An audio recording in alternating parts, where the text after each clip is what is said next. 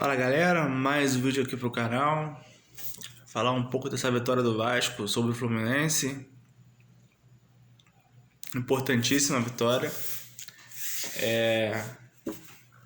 3 vitórias seguidas agora, o Vasco entra no G8 e eu acho que permite o time sonhar com coisas maiores, né?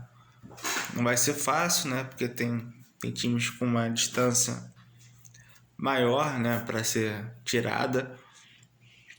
Então depende muito do que o Vasco vai fazer nesses próximos jogos.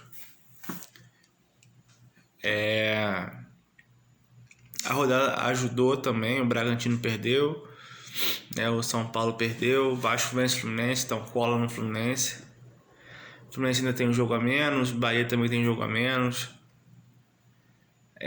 Pensando no possível G7, que muito provável que aconteça, eu acho mais plausível, né, mais realista.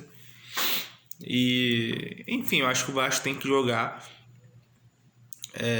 partida por partida e ver o que dá. Acho que o Vasco tem confrontos diretos próximos. O Vasco vai pegar o Bragantino agora em Bragança, depois de São Paulo. E dependendo do que tiver, o Vasco ainda pega o Bahia e o Botafogo, né? Bahia e Botafogo fora, é claro. Mas vamos ver como é que vai estar aí o Vasco até lá. Em relação ao jogo de hoje, né? Vamos falar um pouco do jogo. O que me incomodou um pouco hoje, enquanto Fortaleza, e até em alguns outros jogos, que o Vasco começa dormindo, né, nos primeiros minutos. O Vasco em jogos que o Vasco tem que começar a milhão, o time parece que entra cochilando, entra morno, e os primeiros 15 minutos hoje não foram bons, tá? 15 minutos ali do Fluminense. O Vasco aos poucos foi tentando sair, foi saindo, foi ocupando mais espaço, foi finalizando. Mas eu acho que a marcação do Fluminense, pressão, tava complicando a saída de bola.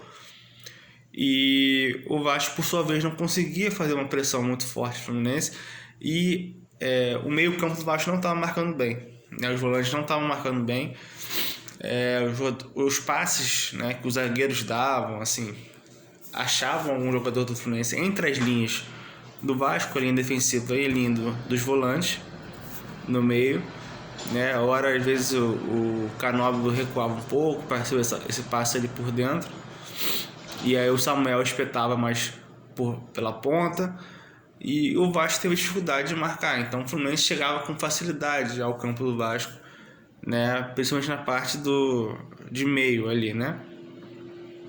Mas tirando aquela chance do Fluminense do Cano, que para mim houve a falta, mas sabe-se lá se o VAR ia chamar, porque o Barros ele é calçado, ele erra o passe, ele é calçado. É claro que há uma demora muito grande do Barros em escolher a decisão. Não acho que ele seja um jogador que ele tenha que estar ali na saída de bola. Eu acho que ele não tem tanta qualidade assim para fazer esse tipo de jogada, mas ele demora a dar o passe. Surge o lance e aí o Léo Jardim faz a defesa. Tirando isso, o Fluminense não ameaçou tanto. Ameaçou de rondar, de cruzar bolas, né, de preencher mais a área, mas a chance clara foi só essa. E numa chance do Vasco, né, quando você tem um jogador iluminado como o Ryan, você tem que aproveitar, né? E ele é um cara que não tem isso de distância, sabe? Ele pegou a bola, a primeira bola que ele pegou e virou de frente, ele chutou pro gol, pô. Porque ele sabe o poder do chute dele, né? Tinha até um cara passando na esquerda no lance do gol, ele não queria saber, ele pegou e chutou. E talvez se ele tivesse dado o passe, não sairia o gol, entende? E o Vasco faz 1-0 e aí muda um pouco de figura o jogo, porque o Vasco agora tá mais tranquilo, o Fluminense sente o gol. E a volta do intervalo, o Vasco ele acaba com todos os planos do Fluminense quem é que os gols pode ter pensado, que sai o gol aos 4 minutos. Começa com saída de bola lá atrás, o Barros acha um passe por dentro, no meio, o Andrés Gomes faz o corta-luz, o Ryan vai arrastando, nisso o Andrés Gomes, que fez esse corta-luz, já estava correndo lá para frente. O cara faz o corta-luz no meio campo e corre para finalizar o rebote na área. Então assim, Ryan pega, arrasta, bate, o Fábio solta a bola e o Andrés Gomes que está lá para chutar a primeira bola, que se fosse algum outro jogador menos rápido, mais lento, ele nem chegava na bola, tá no rebote. Isso aí a gente tem que falar. E aí o Fábio salva e o Nuno vai lá e faz o gol. Aí, é claro que assim, a gente sempre, como torcedor, a gente sempre acha que vai acontecer alguma merda, mas depois do jogo, né, a gente pode falar mais tranquilidade, o Fluminense sentiu muito o segundo gol. E ficou apático, bem apático. No nível competitivo de jogo. E o Vasco ficou mais tranquilo na partida, o Fluminense não ameaçava, errava muito passe. Acho até que o Vasco acabou relaxando muito por conta desse desinteresse do Fluminense, né, nessa falta de ânimo. E tocou muita bola, o jogo ficou muito morno. Acho que o Vasco poderia ter sido vertical em alguns contra-ataques, não atrasando tanto a bola, não tocando tanta bola no meio campo. 2-0, beleza, mas assim, você faz o terceiro, que poderia ter feito se tivesse forçado um pouco mais, né, se tivesse sido mais vertical em alguns momentos, talvez o Vasco tivesse uma vitória mais tranquila, mais elástica. Mas o time não foi assim, cozinhou muito o jogo, né, ainda embarcou um pouco na onda da torcida do Olé, né, e não sofreu muito, mas eu acho que a qualquer momento você pode errar uma saída de bola, como o Vasco acabou errando em alguns lances, por puro relaxamento, né, sentou muito na vantagem e, assim, não havia necessidade de ter um jogo tão morno, né, depois do segundo gol, já que a gente via que o Fluminense estava entregue e o Vasco muitas vezes apertando a saída de bola do Fluminense, o Vasco conseguia recuperar a bola. Então, se tivesse caprichado mais, poderia ter feito 3-0 para matar o jogo logo. Não acho que o Vasco foi brilhante hoje, eu acho que o Vasco, como eu falei, em alguns jogos ele começa devagar, eu acho que hoje não começou bem e não pode ser assim contra o Bragantino, porque lá é fora de casa e lá o campo é menor, né? As dimensões são menores, então qualquer errinho de saída de bola, qualquer erro, o cara tá na cara do gol. Isso também pode ser usado como uma arma, já que o Ryan não precisa de muitos toques na bola para poder chegar ao gol, chegar à frente, né? Ele vai estar mais próximo da área, sendo que, né, o campo é menor, então ele vai estar mais próximo, mas de qualquer forma o time do Bragantino, mesmo não estando bem, é um time dentro de casa chato, é um time rápido. Então essa saída de bola que o Vasco hoje jogou contra o Fluminense, que em alguns momentos não funcionou, errou, eu não sei se vale tanto a pena se forçar ali, né, essa bola muito perto da área, entende? Até porque o campo é pequeno e aí você pode usar isso a favor de você meter uma bola longa pro Andrés Gomes ou pro próprio Ryan, né? Mas assim, uma bola longa treinada, né? O chutão, para você aproveitar essa linha alta que o Bragantino muito provavelmente vai fazer, marcando o Vasco no campo de ataque, né? Isso aí para mim parece ser muito claro. O Diniz foi tomou cartão, então não vai estar lá. Não sei se vai ser algum auxiliar dele ou algum auxiliar já fixo do Vasco, mas é isso, pessoal. Eu acho que assim, eu já falei em alguns momentos em relação aos próximos jogos e tal. O Vasco hoje fez 3 vitórias, o Diniz venceu o Fluminense, o Vasco conseguiu vencer o Thiago Silva, né? Os tabus aí. Mas assim, eu acho que Palmeiras e Flamengo e o Cruzeiro um pouco abaixo, mas eles jogam, esses três times jogam um campeonato à parte dos outros. Eu acho que do quarto colocado para baixo tudo pode acontecer.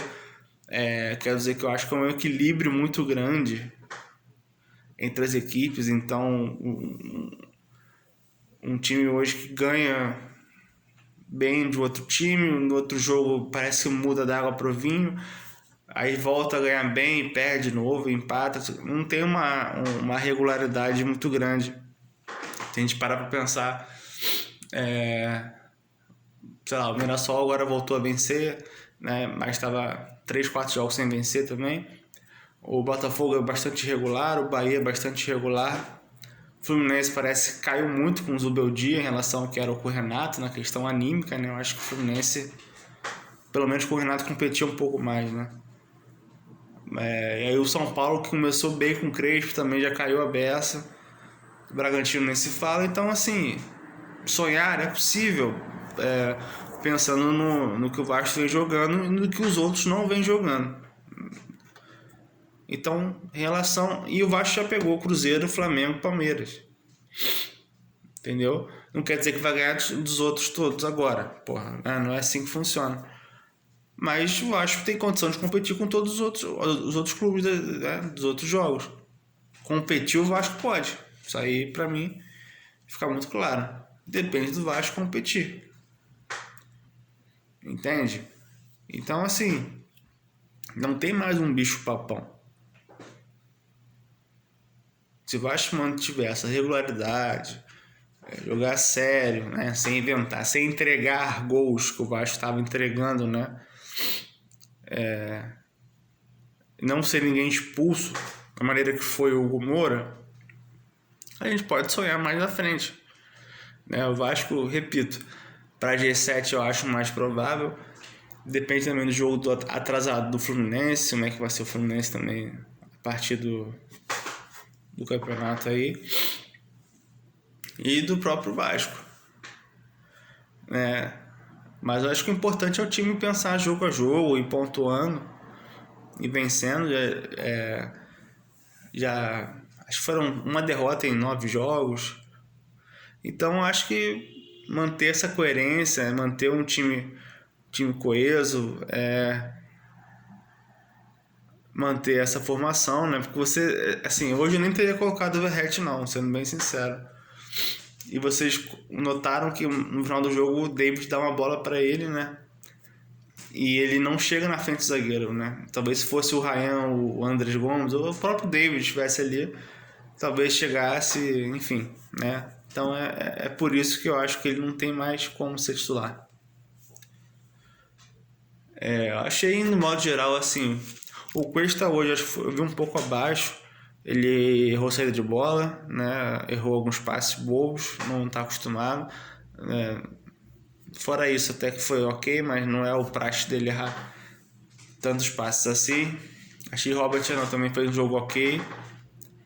O Tietchan não muito, perdeu algumas bolas.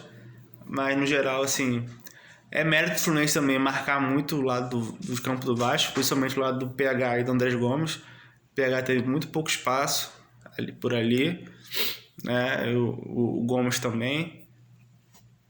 E no geral, de praxe, né? O Nuno, não sendo brilhante, ele vai lá e faz o gol dele. Sempre deixa uma participação. O Coutinho muito bem no meio campo, distribuindo, né? E o Ryan, que é o cara do Vasco hoje, né? Ryan, você como centroavante, às vezes ele fica muito de costas, mas por outro lado ele tá mais perto do gol. Então qualquer bola que ele pega de frente e corte para a esquerda, a chance de dar algo bom, né, de ser gol, é grande. Foi isso que aconteceu, decidiu a partida. E agora vamos aí para mais uma rodada e vamos ver o que dá. Não é isso? Então é isso, pessoal. Por hoje é só. Domingo estamos aí. Valeu.